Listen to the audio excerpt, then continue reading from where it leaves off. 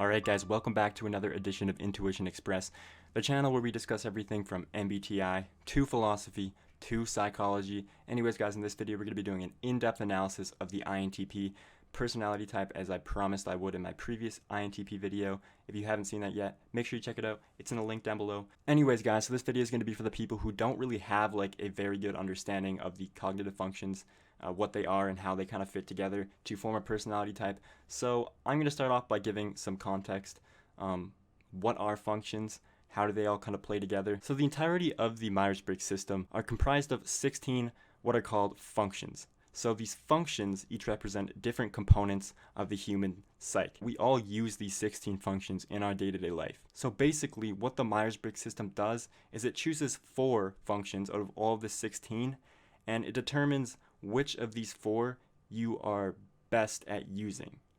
So which of these 4 functions come most naturally to you and which ones you prefer to use. And a lot of people are probably wondering, well, what do you mean by choose to use? Like, why do we use these functions? Well, in the second part of the video, I'm going to be discussing the developmental reasons for why an INTP usually chooses these functions. So when I say choose, I don't mean that you can choose which functions you can use. Like, you can't just change your personality type. After a certain age, these become a part of you, and they're what you use subconsciously, and it can be extremely difficult to change, and I don't believe there's any evidence that you can change your personality type completely. Although you can develop different functions to be stronger, and you can be better at using different functions, but you can't completely change the way that you operate subconsciously. So the INTP, along with every single other personality type, has 2 judging functions and 2 perceiving functions. So the judging functions are concerned with how we choose to process the information that we take in. So how we choose to process our perceiving functions. That would be introverted thinking for one, and extroverted feeling for the second one. Now for our perceiving functions, it's the information that we choose to take in. And INTPs take in information through, first of all, their extroverted intuition, and secondly, their introverted sensing. So their leading function, their dominant function, and their first function in their stack is called introverted thinking, or TI. Introverted thinking is concerned with reasoning and logic for the sake of understanding systems or situations or just life in general. They like to create systems based purely on logic that they kind of develop from their observations and their findings, which apply universally throughout life. That's kind of what their ultimate goal is. And the reason that they want to do this is because they have introverted thinking as their dominant function. Although outwardly they're not the most disciplined, meaning in terms of progressing or managing their relationships, or in that sense, internally they're actually extraordinarily disciplined. They place a huge emphasis on organizing and creating structure on their inner world, and this gives them a very firm sense of control that they often do not have in their outer world. This disciplined nature of the introverted thinker often compels them to frame things as goals or challenges. These challenges can be physical, they can be practical, intellectual, anything, because INTPs use introverted thinking and they take things very seriously and view things very logically. The feeling of creating a system based off of their observations and their principles, and then excelling in that system and making progress in that system is extremely stimulating for an INTP.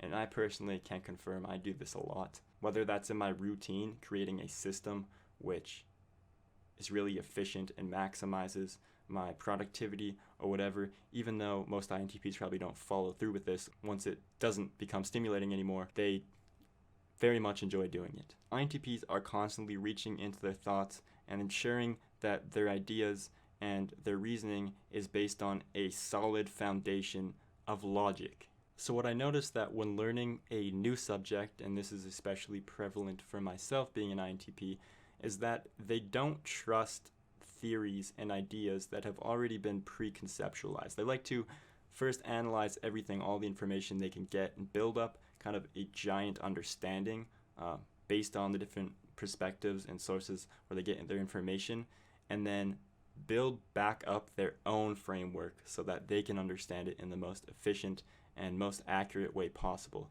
And that's actually something that makes the INTPs really unique. So along with INFPs, INTPs kind of use a trial and error sort of approach when constructing their ideas and theories. So they like to start with a given, something that is a single idea, introverted thinking, and then using their extroverted thinking, they like to explore the different possibilities and explore that single idea and then use it to create further ideas. And the SI integrates its prior knowledge and past experiences to better and more accurately form their ideas and theories.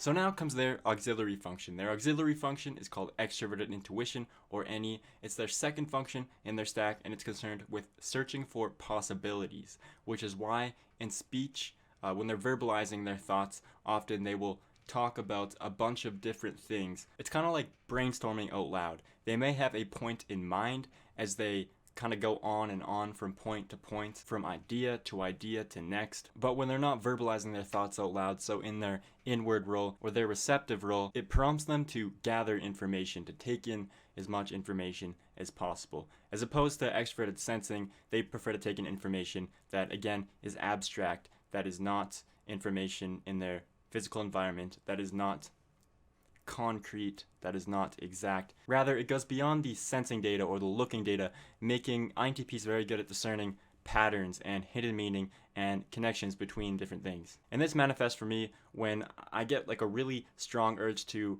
research a particular subject, and I'll start researching every single aspect of that subject. I'll look at a million different sources from a million different perspectives so that I can gather an overall understanding. So because INTPs approach learning something by looking at a whole bunch of different angles and trying to understand the reality of something, what they really value is truth. They have a really strong relationship with truth, and that's ultimately what they want. So they really dislike unwarranted judgments or premature conclusions about something. So extroverted intuition is pretty cool, but of course with anything, it has its downsides.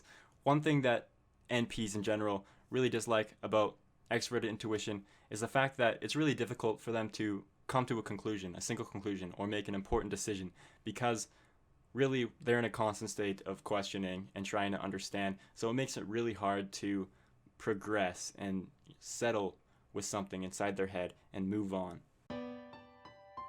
Just to our tertiary function, which is the third function in their stack, and it is introverted sensing. It's a very conservative function, so it's concerned with past, it's concerned with memories, comparing current reality to past reality, to the routine, to the familiarity. So I like this analogy. People with SI in their function stack are often described as people who eat to live rather than live to eat, which I actually find really true. I look at food as a means to help me operate in the most efficient manner. So SI types are not only conservative when it comes to eating, but they're also conservative when it comes to things such as spending money. So they're usually huge savers.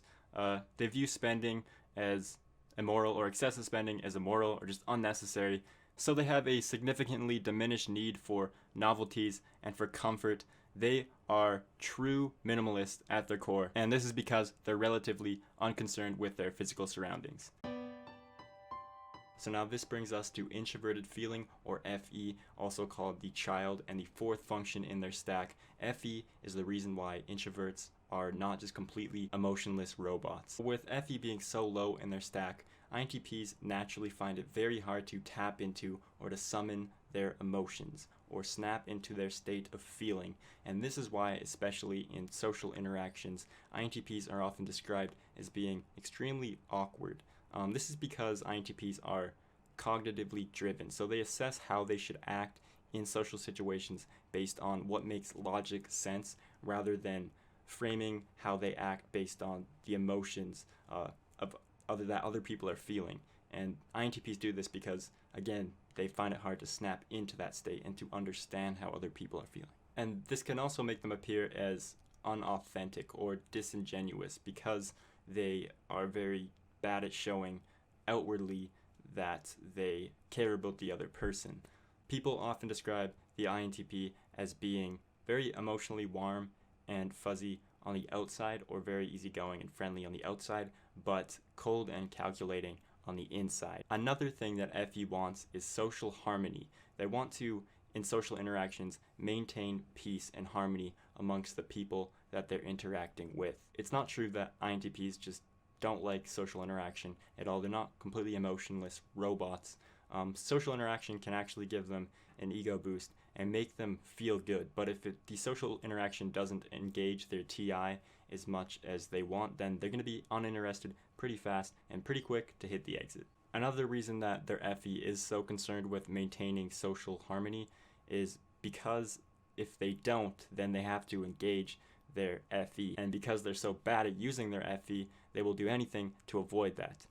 Hence, maintain social harmony. So finally, for FE, after a while of not engaging it, oftentimes INTPs will go through periods feeling like they don't even need any social interaction. During these times, INTPs can feel extremely invincible and invigorated, but this can only go on for so long. They usually start getting this feeling that they're missing something from their life. This is what prompts them to start reaching out to people, and it's what kicks their FE back into gear. So maintaining a balance between independence and relationships can be a lifelong battle for INTPs. So now I'll discuss the developmental stages that a person will often have to go through to become an INTP. So phase 1 starts at the childhood, and this is where the dominant function forms. So in the INTP's case, introverted thinking. And how does the introverted thinking mind develop?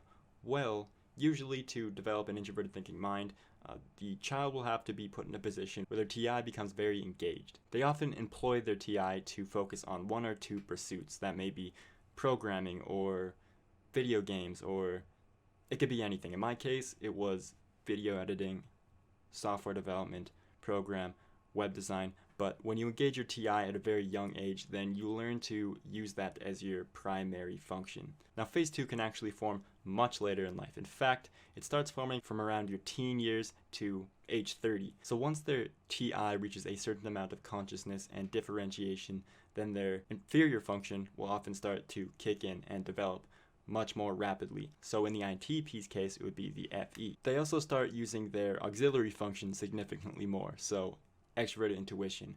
And during these times, they will often become much more interested in intellectual stuff, philosophy, basically openness to experiences, and have a desire to understand the bigger picture of life and how everything plays together. I think that during your very young years, everyone is a sensor, and as they start kind of developing the initial data, once they start understanding their world, then they can start to see the connections, develop their NE, and develop the bigger picture. So in phase 3, which occurs usually in their 30s to 40s, is when they're able to better manage or balance their FE and their TI. So they're able to maintain a balance between reaching out to family and maintaining their relationships and their time in solitude. Alright, so that concludes the video. I just banged this out in one night. Took quite a bit of time, but I'm going to be making many more videos just like this. So if you want to see more, please hit that subscribe button. Drop a like, comment. See you next video.